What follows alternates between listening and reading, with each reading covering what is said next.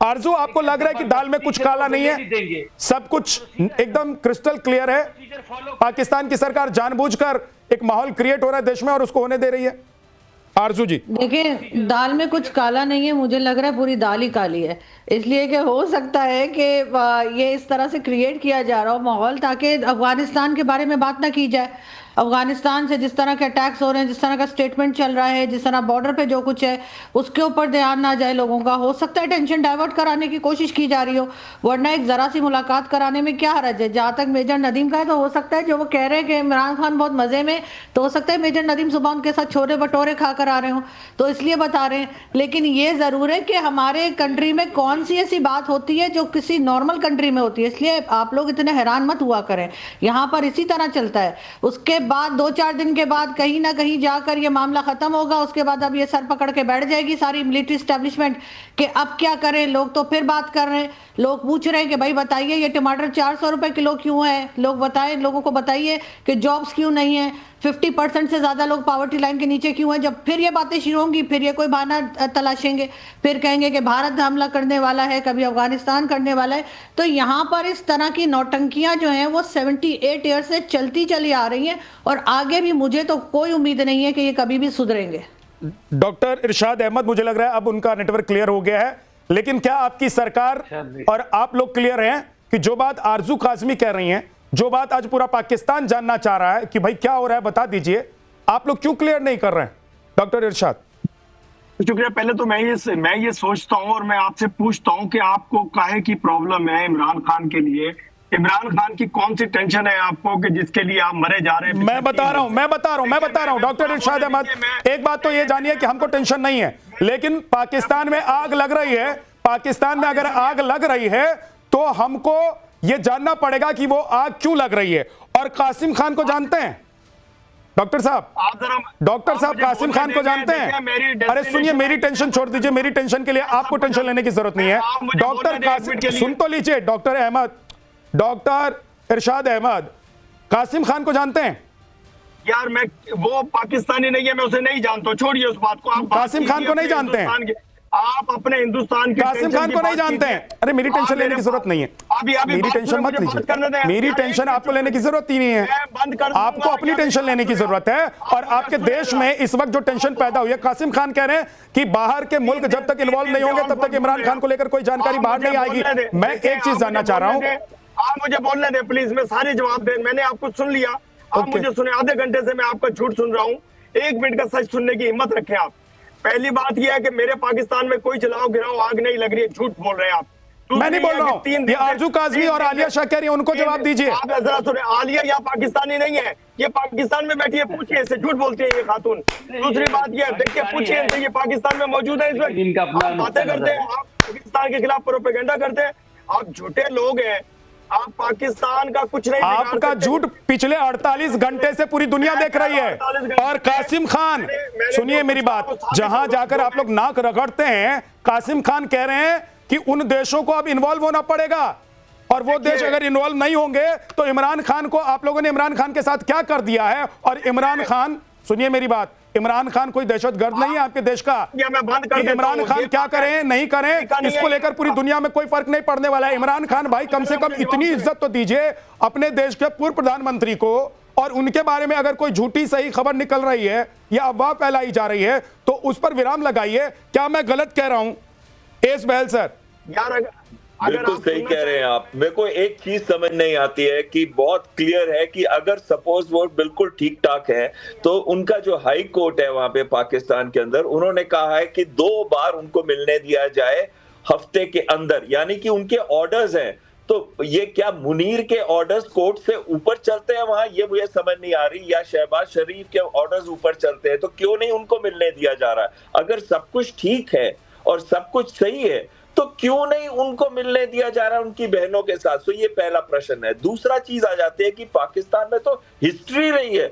आप चाहे लियाकत अली को देख लीजिए, 1951 में उनको मार दिया, उसके बाद भुट्टो को हैंग कर दिया, जुडिशियल मर्डर था वो। उसके बाद जिया का प्लेन क्रैश हो गया, बेनजीर भुट्टो को मार दिया, उसके बाद चाहे वो पहले गोलियों से मारने की कोशिश की, फिर बॉम्ब ब्लास्ट कर दिया।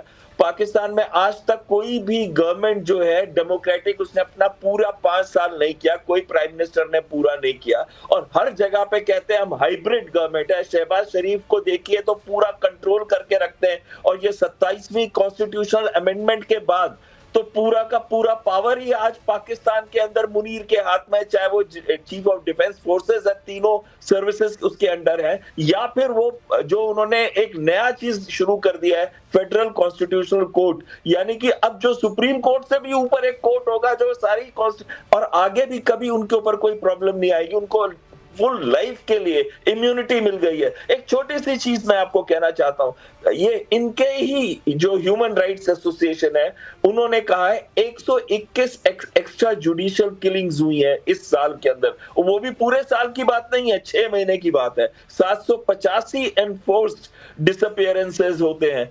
अरे पीओके के अंदर आग लगी हुई है, लोग खड़े हैं सड़कों पे, मांग रहे हैं कि क्या 4 घंटे के लिए भी हमको इलेक्ट्रिसिटी नहीं दोगे, गेहूं की प्राइसेस को कब नीचे लेके आओगे। समोसे वाले के साथ क्या हुआ बताइए। देखिए आगे देखिए, सैकड़ों के करीब पाकिस्तान जो अफगान तालिबान है वो आज मूव इन कर चुका है, दर्जनों के करीब वो आ गए हैं लाहौर, रावलपिंडी और दूसरे सिटीज के अंदर। अरे आप लोगों के अंदर तो वो होने वाली है सिचुएशन कि पूरा का पूरा पाकिस्तान हिल जाएगा इसके बाद। क्यों नहीं इमरान खान को दिखाना चाहते आप? क्या छुपा के रख रहे हैं, क्या चीज को हाइड कर रहे हैं आप? ओके सर, ठीक है। आरजू काज़मी, आपको और आलिया को ये लोग कह रहे हैं कि आप लोग पाकिस्तानी हैं ही नहीं, है ना?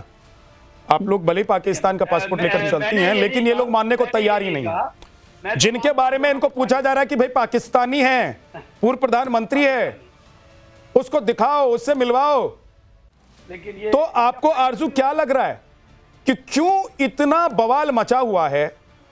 और डॉक्टर इरशाद चले गए थे, वापस लौटकर आए हैं, चाहे डॉक्टर इरशाद हो, चाहे इनकी सरकार हो, चाहे इनकी पार्टी हो, क्या ये पूरी लड़ाई पठानों के खिलाफ है या सत्ता पर काबिज रहने की एक लड़ाई है जिसमें इमरान खान को निपटाना बहुत जरूरी है? नहीं, मुझे नहीं लगता कि कोई पठानों की लड़ाई है, लेकिन ये जरूर है कि यही मिलिट्री एस्टेब्लिशमेंट इमरान खान को भी लाई थी, जो नवाज शरीफ को लाई। उसके बाद इस वक्त शहबाज शरीफ साहब कौन सा वोट लेकर आए सभी जानते हैं, लेकिन कुछ अरसे बाद ये इनको हटा देते हैं। और अगर ये इनकी बात ना सुने, यानी कि जो प्राइम मिनिस्टर आता है वो अपनी मर्जी से अगर कुछ करना चाहे, तो या तो वो भुट्टो साहब की तरह फांसी लगा दिया जाता है, या बेनजीर की तरह मार दिया जाता है, या फिर कह लीजिए कि इस वक्त जैसे इमरान खान जेल में है। तो ये तो हम हमेशा से देखते आए हैं। पाकिस्तान में इलेक्शंस का कोई मतलब नहीं है, पाकिस्तान में कोई डेमोक्रेटिक गवर्नमेंट इस वक्त भी नहीं है। यहाँ इस वक्त भी आप एक तरह से डिक्टेटरशिप ही कह सकते हैं। कभी कोई अपने आप को ही प्रोमोट कर लेता है, अपने आप को ही मेडल दे देते हैं, यही सब कुछ चल रहा है यहाँ पे, सारी दुनिया देख रही है। और अब तो सोशल मीडिया की वजह से छुपाया भी नहीं जा सकता। इसी वजह से पाकिस्तान की ये हालत है। अगर ये थोड़ा सा अपनी पॉलिसीज को ठीक कर लें और यहाँ पे भी किसी नॉर्मल कंट्री जैसी बातें होने लगे, तो शायद बहुत कुछ सही हो जाए। इरशाद साहब की अपनी मजबूरी है, बेचारे डिफेंड करना है, उनको कोशिश कर रहे हैं, हो सकता है अगली बार कोई सीट वीट मिल जाए। इस बार तो नहीं हो सका, बस की सीट मिली थी सिर्फ। डॉक्टर इरशाद, बहुत शुक्रिया जी। मैं आपसे अर्ज करूंगा, मैं उम्मीद करूंगा कि मुझे आप बोलने देंगे और दरमियान में आप बोलेंगे नहीं। देखिए, मैं आपसे आरजू से भी, आरजू आपको क्या मुझे सीटों की जरूरत है, मैं सीटें देने वाले लोगों में से हूं। अपनी सरकार को एक चीज बोलिए डॉक्टर इरशाद अहमद, ये आरजू और आलिया को कोसते रहिए, लेकिन उसको कोसने के लिए सुनिए ना डॉक्टर साहब, आप कहेंगे कि एंकर बोलने ही नहीं देते, लेकिन मैंने जब भी मौका आपको दिया है, आपका नेटवर्क आपको धोखा दे रहा है। तो आलिया और आरजू को कोसने के लिए टेलीविजन पर आपको अच्छे नेटवर्क की जरूरत है, और आपके देश में आपकी सरकार अच्छे से चले उसके लिए अच्छी नेटवर्किंग की जरूरत है। और अच्छी नेटवर्किंग के लिए अच्छे इंजीनियर, अच्छे मैकेनिक आपके यहां पर हों, उसके लिए बढ़िया पढ़ाई लिखाई की जरूरत है, या फिर बाहर की कंपनी आकर काम करे उसकी जरूरत है। लेकिन इनसे आपका वाबस्ता नहीं है, इसलिए मैं फिर कहूंगा कि आपके पास मैं फिर से आना चाहता हूं, लेकिन नेटवर्क दुरुस्त कर लीजिए। जावेद गफ्फारी साहब के पास मैं नहीं जा पाया हूं। जावेद साहब, इधर बवाल है, दूसरी तरफ सरकार निहाल है कि भैया होने तो जो हो रहा है, क्या ही फर्क पड़ता है, लेकिन कासिम खान जब कहते हैं कि बाहर से हमको सपोर्ट लेना पड़ेगा क्योंकि ये लोग तो अब सुनते नहीं हैं, यहां तो हिटलर शाही है, यहां की सरकार इमरान खान को खत्म कर चुकी है। या मैंने कहा कि इस वक्त मैं इस्लामाबाद नहीं हूं और अडियाला से सिर्फ 20 किलोमीटर दूर हूँगा। आपने कहा कि पाकिस्तान के अंदर दंगे फसाद हो रहे हैं, मारामारी हो रही है, आपाधापी हो रही है, ऐसा कुछ नहीं है। बिल्कुल सुकून, ये बाहर बैठा हूँ, पुरसुकून माहौल है, कोई ऐसी बात नहीं है। दूसरी बात रह गई इमरान खान को मिलने नहीं दिया जा रहा, ये बिल्कुल हम भी इसको तनकीद का निशाना बना रहे हैं कि इमरान खान को मिलने दिया जाना चाहिए।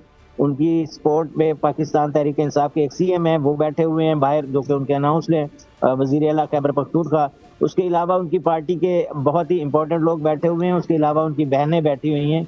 तो ये अच्छी बात नहीं है कि उनको ना मिलने दिया जाए। लेकिन उसके साथ साथ गफ्फारी साहब, एक सवाल है मेरा आपसे।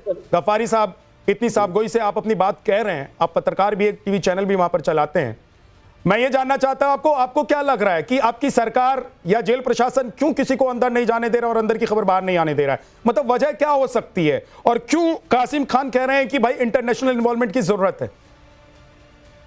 कासिम खान का कहना दुरुस्त है, उसके अब्बू हैं, वो कह सकते हैं, लेकिन मैं समझता हूँ कि इंडिया का इस तरह इन्वॉल्व होना वो ठीक नहीं है। शायद इंडिया का ज्यादा इन्वॉल्व होना इसका बायस बन रहा हो कि उसको रोका जाए, क्योंकि जब जब इंडिया इन्वॉल्व होता है, अफगानिस्तान ने अगर ये बात की थी, अफगानिस्तान के पास क्या सबूत, क्या अडियाला का आरजू कह ही रही थी, सुपरवाइजर है, आरजू कह ही रही थी, एक सेकंड आरजू कह ही रही थी सर। अगर अफगानिस्तान, आप लोग अपने पैर पर कुल्हाड़ी मारिए और फिर कहते हैं कि ये कुल्हाड़ी इंडिया की तरफ से आई है।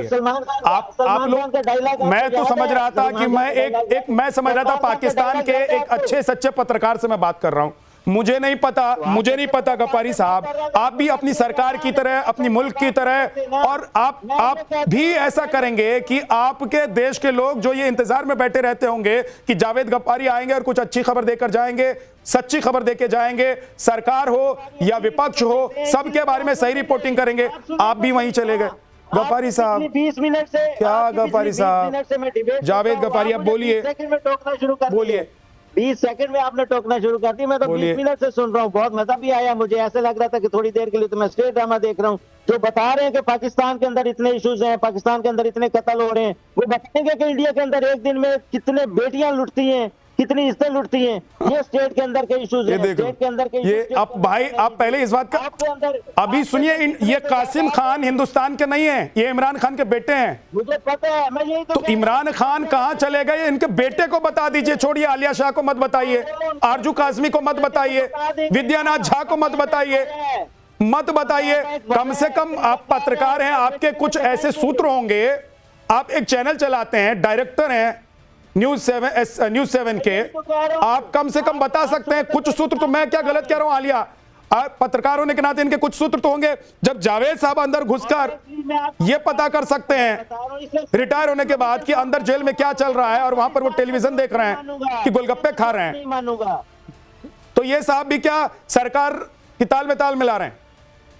आलिया जी, देखिए, सबसे पहली बात तो ये कि इमरान खान एक इतने पॉपुलर लीडर हैं कि उनकी खबर जब चलेगी तो उसके ऊपर ये कहना कि कोई कंट्री इसके ऊपर क्यों बात कर रहा है, अफगानिस्तान से खबर निकली, गलत हो सकती है। बिल्कुल, मैंने कल के प्रोग्राम में, उससे पहले वाले में भी कहा कि खबर गलत हो सकती है और हो सकता है कि जो पाकिस्तान और अफगानिस्तान के रिलेशन है वो इतने खराब हैं कि अफगानिस्तान ने जान के खबर निकाली हो। लेकिन इसको हल करने का बड़ा आसान सा तरीका था। आप जो है वो उसकी डिनाई करते और आप कहते कि ये लें जी, ये इमरान खान की वीडियो है, ये हम उनसे बात करवा रहे हैं, ये उनकी बहनों से मिलवा रहे हैं, मामला खत्म हो जाता। लेकिन जब वो नहीं हुआ तो अब उनके बेटे भी बोल रहे हैं। तो देखिए, बात यह है कि इमरान खान की कोई भी खबर जब चलेगी ना तो वो पूरी दुनिया उसके ऊपर बात करेगी। दुनिया के किसी भी इतने पॉपुलर लीडर की खबर कहीं पर चलेगी तो हर जर्नलिस्ट और हर कंट्री के टेलीविजन चैनल्स पर, सिवाय पाकिस्तान के क्योंकि मीडिया ब्लैकआउट है, वहां पे नहीं होगी, बाकी हर जगह पर ये खबर चल रही होगी। तो ये कहना कि जी खबर किसी जगह चल रही है, मैं इसको बीइंग अ जर्नलिस्ट सही नहीं मानती। किसी भी जगह पर कोई भी इसके ऊपर बात कर सकता है। लेकिन इसमें अभी किसी ने ये कहा कि जी वहां पर पॉलिटिकल विक्टिमाइजेशन नहीं होती, तो हंसी आ गई मुझे। मतलब आप खुद सोचें, किताबों की किताबें लिखी गई हैं, अभी तक पाकिस्तान की जो तारीख है उसके अंदर जो पॉलिटिकल विक्टिमाइजेशन हुई है, जिस तरह प्राइम मिनिस्टर्स को फांसी पे लगाया गया है, जिस तरह हर प्राइम मिनिस्टर को जेल भेजा गया है, और फिर वो बच जाए तो बड़ी खुशकिस्मत होता है वो प्राइम मिनिस्टर कि चलो बच गया, कम से कम मौत तो नहीं हुई, मारा तो नहीं गया। उसके ऊपर ये कहा जाए कि वहां पे पॉलिटिकल विक्टिमाइजेशन नहीं होती, वहां पे तो एक पॉलिटिकल पार्टी दूसरी पॉलिटिकल पार्टी के विक्टिमाइजेशन कर रही होती है। यहाँ तक हालात हैं।